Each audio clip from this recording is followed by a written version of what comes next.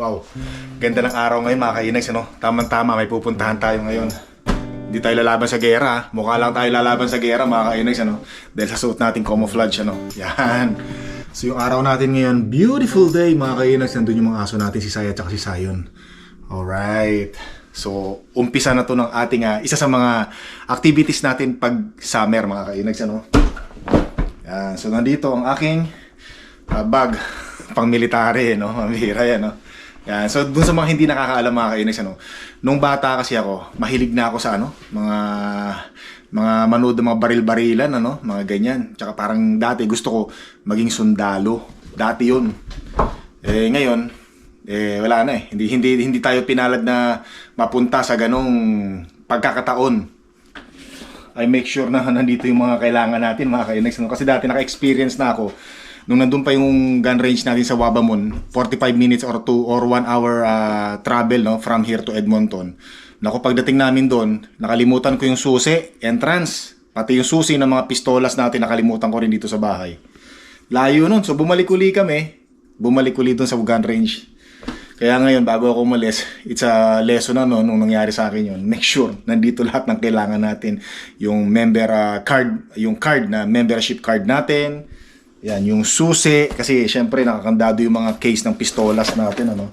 Tsaka syempre importante, dala natin yung mga pistols natin. Pupunta tayo ng gera, wala tayong dalang pistol. Tapos yung bala, doon na tayo bibili mga kainags, ano. Yan, so okay na, kompleto na yung susi, nandito na, wala, dito na. Earplug, safety glass, kailangan yan mga kainags, ano. Alam ko, pag wala kang ganyan, hindi ka pwedeng magsimula. So safety first, sabi nga nila. So tara, let's go. Kompleto na, dito na. Pera. Yan, meron naman tayong credit card eh. Dala natin ano. Winter, spring, summer, or fall. Tuloy ang buhay sa Canada. Nalagyan lang natin doon sa ano, no? Malayo. Yung hindi natin maaabot. Yan. Isa sa mga requirements yan eh. Na dapat pag may dala kang pistol, tapos truck ang dala mo, dito mo lagay. Silyado lahat yan, nakalock. Ayan. Kailangan yan, nakaganyan. Importante yan mga kainags, ano? Yan. Kasi pagka hindi inaasahan na ma-pull over tayo ng pulis, tapos syempre i-check ng pulis yun, no? Sasabihin mo kasi sa pulis pagka na-pull over ka, no, sabihin mo kahit na anong mangyari, sasabihin mo sa kanila na meron kang dalang firearms, no? Sasabihin mo na nasa passenger seat, right side.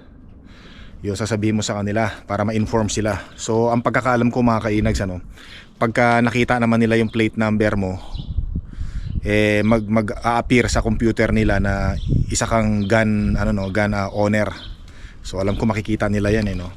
Kaya pag na-pull over ka ng mga pulis, sasabihin ka agad namin yon na meron kaming dala, para inform sila in a legal way.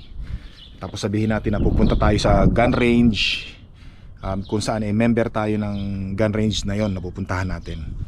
Yan. So pwede kayo mag-comment mga kainags, ano, doon sa mga matatagal ng gumagamit ng mga firearms, ng mga veterano na. Yan. Kasi ako, sabi ko nga, rookie pa lang ako, nahilig lang tayo sa ganyan, hindi pa tayo yung ganun talaga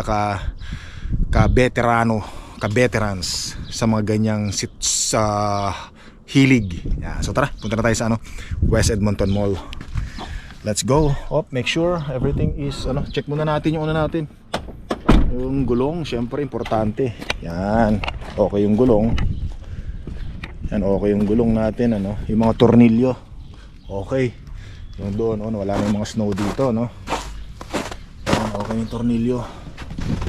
Yan, kasi nung nakaraang 2 years ago yata mga kainags, buti na lang chinek ko yung gulong natin.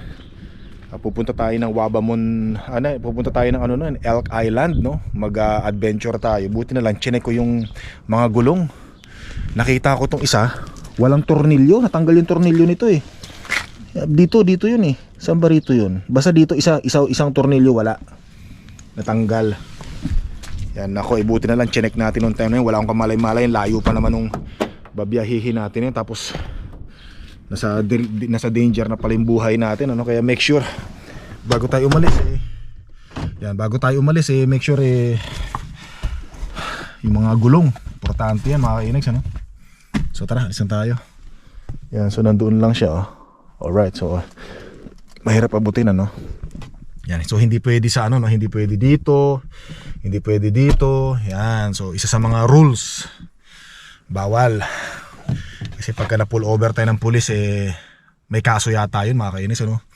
Kasi bilang isang gun owner, kaya ka nga binigyan ng lisensya, is alam mo yung mga rules sa safety. Dapat yung mga protocol, sundin natin yan. So tara, let's go. Yan o, yan ang gasolina natin ngayon mga kainags, ano? 151.9 cents. Oh my God. O tara, let's go na. Wow. Bali ang pumasok ay 42 liters, no? 42.79 liters yung pumasok sa $65 na pinagasolina natin, regular na gasolina. So tara, let's go na sa ano? West Edmonton Mall. Yan. Yan, so nandito na tayo sa West Edmonton Mall mga kainags, ano? Yan, pero hindi ko muna dadalhin yung firearms natin doon kasi first time kong gumamit ng firing range dito, no? So pupunta muna tayo dito sa Wild West. Magtatanong muna tayo, iwanan ko muna yung firearms dito. Make sure nakalock yung mga pintuan natin, ano? Yan. So magtatanong muna ako doon para sigurado, no? Kasi mahirap na baka bigla natin dinala doon natin yung firearms natin. Hindi pa natin alam, baka masita tayo or whatsoever.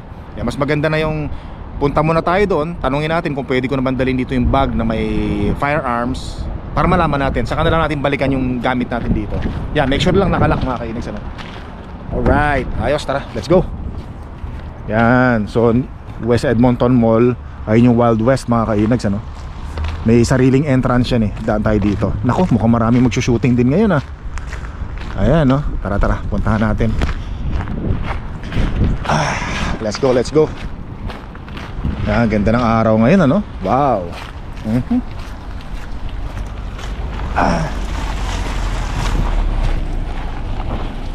Let's go. Yan.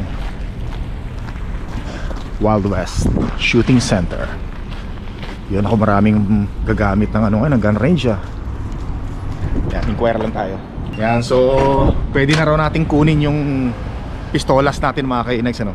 Yung nakausap natin dito, nagtatrabaho, Pilipino rin, ano? Pero hindi ko pa siya nakikilala kasi siya pa lang yung nakausap ko Mamaya at tanungin natin kung anong pangalan niya. Makipag-ututang dila tayo. Mabuti naman Pilipino yung nakausap natin dito. Hindi na tayo mahirapang mag-English. Baka mamaya English na English, baka biglang dumugo yung ilong natin sa kaka-English. Ang bihira. Yun, pwede ko nang kunin. At alright, mukhang okay mga kainis. Tsaka komportable ako dito kasi malapit lang sa bahay natin, ano? Kumpara doon sa Wabamon Gun Range kung saan last year doon tayo. Layo yun. Ayoko na doon. Hindi, alam nyo naman hindi tayo driver no? Yan. Kunin natin. Alright, let's go. Yan.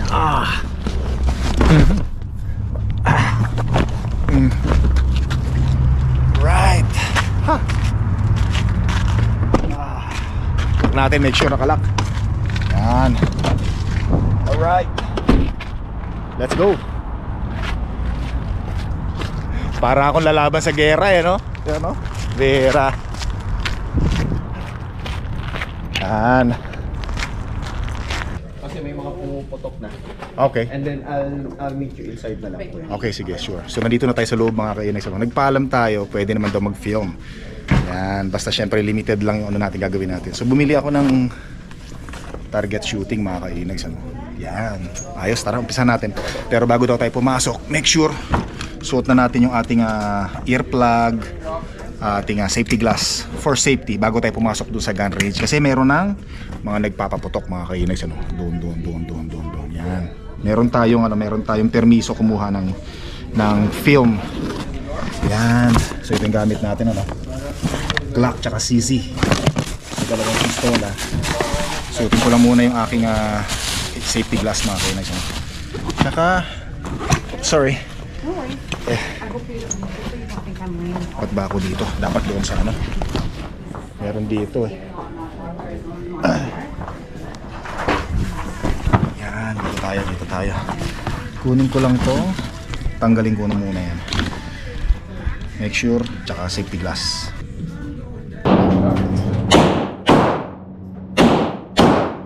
Dito na tayo mga kaibigan. So Kuya, you can bring out your gun. Here? Okay. You can set up the first.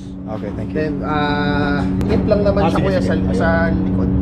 Ayos. Ito, forward or back. Okay. Okay. Yun, ganun pala yun. Alright. Push out siya. Ayos, okay na yan? Yep. Okay, thank you.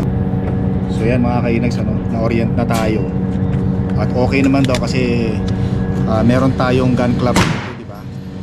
Pareho lang din ang ang rules. So ito yung mga bala natin ngayon, Yan, yung mga bala natin ngayon. 9mm.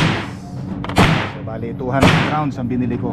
So mayroon tayong CC at itong Glock 17 Gen 4. So dalawa. Gagamitin natin yan ngayong taon. So enjoy mga kainags, ha. Yan, lagay muna tayo ng bala. Actually hindi ako marunong maglagay ng bala dati, especially nung bago pa yung baril natin, matigas pa yung spring. Pero pagka nagagamit mo na, lumalambot na rin kahit papaano. Pero pag lumalalim na to, kailangan ko na ng yung tulong ng yung panglagay ng bala para hindi masira yung kamay ko, yung daliri. Yan, lagyan lang tayo. Kailangan ko na tigas na eh.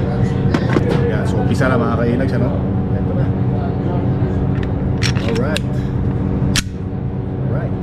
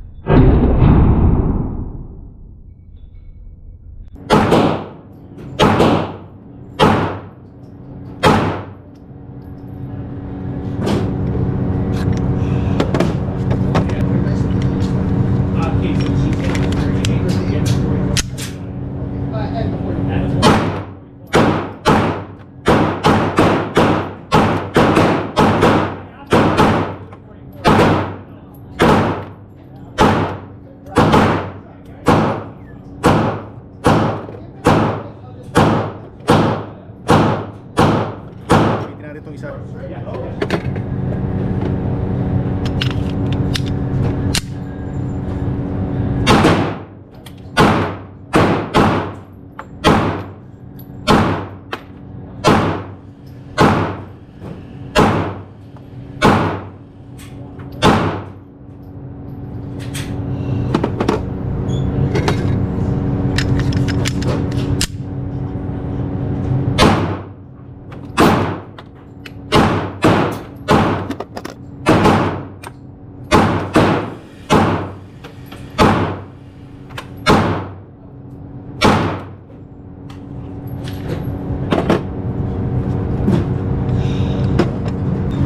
Natin wow.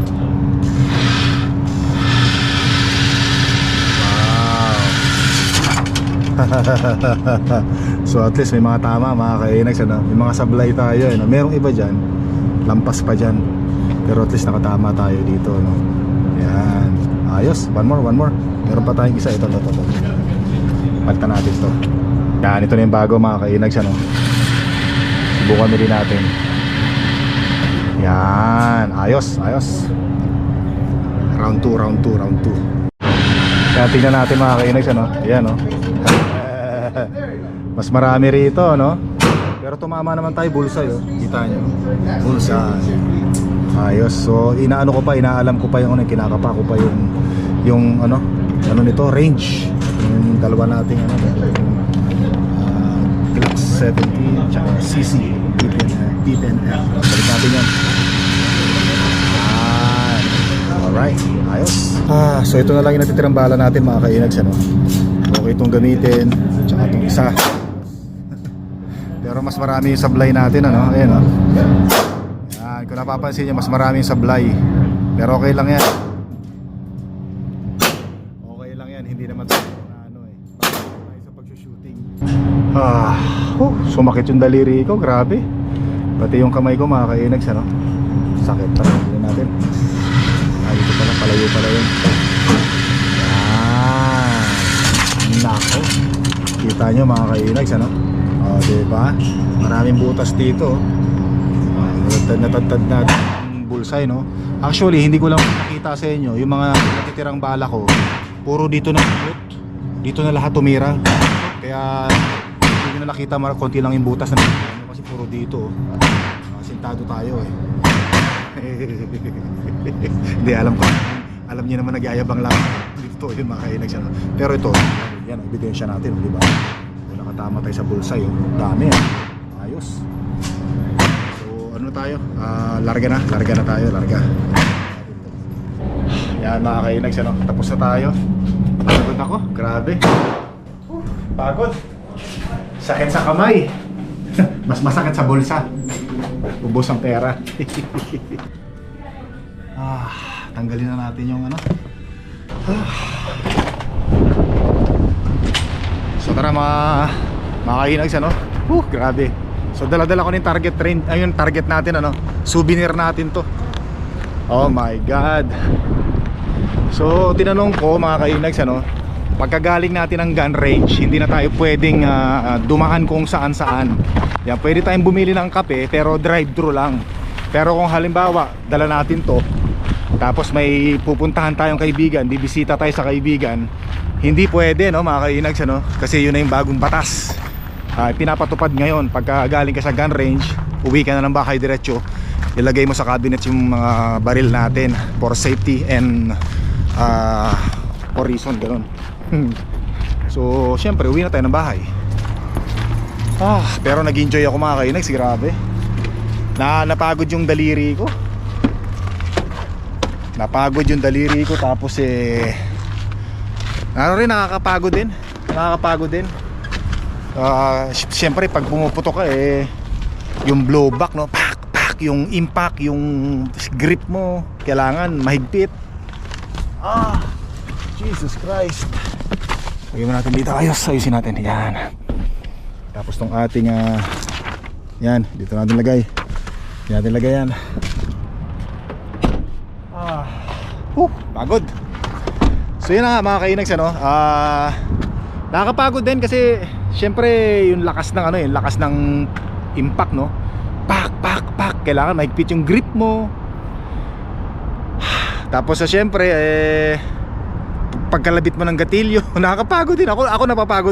Napapagod ako, no? Kasi hindi pa naman ako ganoon ka veterano sa paghawak ng baril mga kainags. Kumbaga, nandoon pa rin ako sa learning process. Nandoon pa rin ako sa pagsasanay. Hindi pa tayo. Tsaka mga kainags, marami ako natutunan. Binigyan ako ng tip ni Kabayan, nung instructor dito. Binigyan niya ako ng tip kung paano humawak ng baril. Yan kasi ilang beses ako nalalaglagan ng magazine, habang pumuputok ako ng mga pistolas natin. So tinuruan niya ako ng tamang paghawak para hindi ko ma-aksidenteng mapindot yung tanggalan, on and off ng pagtanggal ng magazine. Kasi napipindot ko aksidente pag pumuputok tayo, ilang beses ako nalaglagan, siguro mga 3 beses nalaglag yung magazine ng pistol natin. So tinuruan niya ako ng tamang paghawak at napakalaking tulong. Ngayon alam ko na kung paano.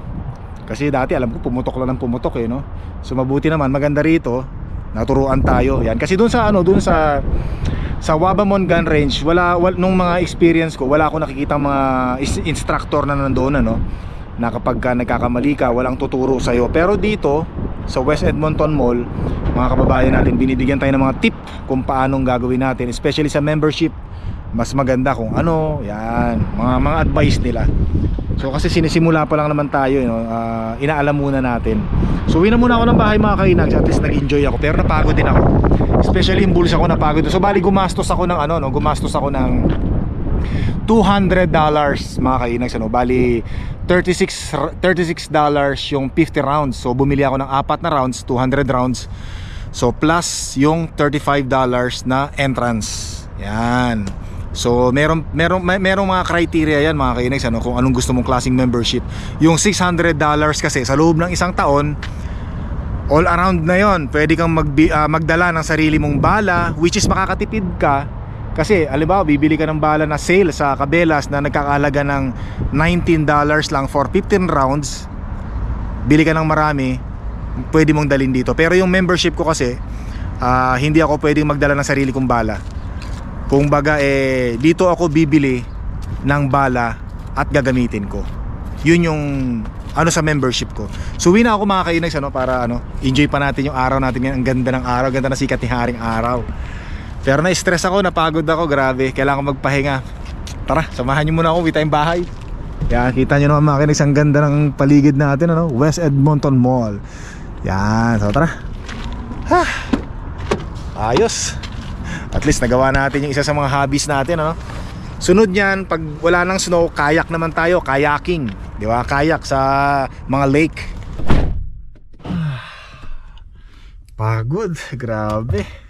Pero nag-enjoy ako mga kainags, Mas lalong, syempre, pag lagi natin ginagawa, nag-i-improve yung ating shooting skills, Kaya lang sakit sa kamay mga kainags, Sabi naman sa inyo, hindi ako veterano sa paghawak ng baril Nagsasanay pa lang tayo. Dami na rin pala yun, 200 rounds. So tig 100 rounds yung dalawang pistol natin, yung ating Glock 17 Gen 4 at saka yung isang CCP-10F. Yan. Ayos. So mabuti na lang mga kainags, doon sa mga hindi nakakaalam, meron na akong pistol.